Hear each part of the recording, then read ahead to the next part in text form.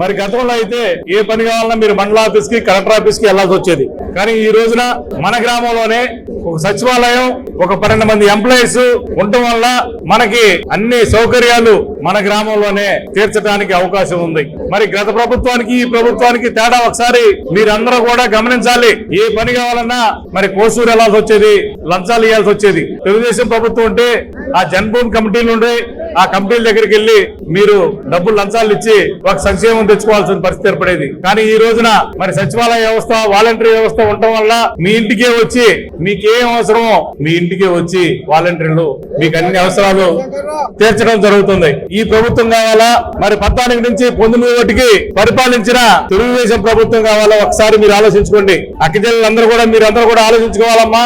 మీ account లోకి డబ్బులు ఏ ప్రభుత్వంలో వచ్చినాయో మీరు ఒకసారి ఆలోచించుకోండి. గత ప్రభుత్వంలో మీకేమన్నా ₹1 వచ్చిందా అకౌంట్ లోకి? ఈ ప్రభుత్వంలో ఎంత డబ్బు వచ్చిందో మీ అకౌంట్ లోకి ఒకసారి ఆలోచించుకోండి. మీరు పొరపాటు చేస్తే మళ్ళా ఈ డబ్బులు అయితే రావు. ఒక్కసారి జగన్మోహన్ రెడ్డి గారిని ఆలోచించుకోండి.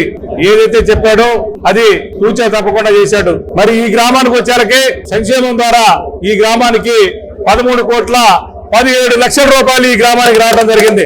మరి అభివృద్ధి ద్వారా సుమారు 3,15,00,000 రూపాయలు ఈ గ్రామానికి రావడం జరిగింది. 109 ఇళ్ల స్థలాలు ఇవ్వడం జరిగింది. ఇన్ని మేలు చేశాడు జగన్మోహన్ రెడ్డి గారు. ఈ 5 సంవత్సరాల్లోనే ఇంత మేలు జరిగితే మళ్ళా ఇంకొక 5 సంవత్సరాలు అవకాశం ఇస్తే ఎంత మేలు జరిగిద్దో ఒకసారి ఆలోచించుకోండి. మరి 14 నుంచి 19 ఒకటికి చంద్రబాబుకి మీరు అవకాశం ఇచ్చారు. అవకాశం ఇస్తే మీకేం చేశాడో, మీ ఇంటికి ఏమొచ్చినాయో, మీ గ్రామానికి ఏమొచ్చినాయో ఒక్కసారి ఆలోచించుకోండి. వాలంటీర్కే ఈ గ్రామానికి 80 లక్షల రూపాయలు వచ్చినాయి. ఈ గ్రామానికి, ఈ గ్రామంలో నేను మంచి జరిగింది, నేను మేలు చేశాను మరి అనుకుంటేనే నాకు ఓటేయండి అని ధైర్యంగా చెప్తున్నాను. మీ అందరి ఆశీర్వాదంతో మళ్ళా ఎమ్మెల్యేగా కలిస్తే మంచి స్థానం వస్తాయి. ఇంకా నేను మంచి మేలు చేయడానికి అవకాశం ఉంటది. మీ అందరూ కూడా నా కుటుంబం అనుకుని నేను పనిచేస్తున్నాను. మీరు కూడా నన్ను మీ కుటుంబంలో సభ్యులు కొని మీరందరూ కూడా నన్ను నా గెలుపు కోసం పనిచేయాలని చెప్పి మరొకసారి గుర్తు చేస్తూ సెలవు తీసుకుంటాను.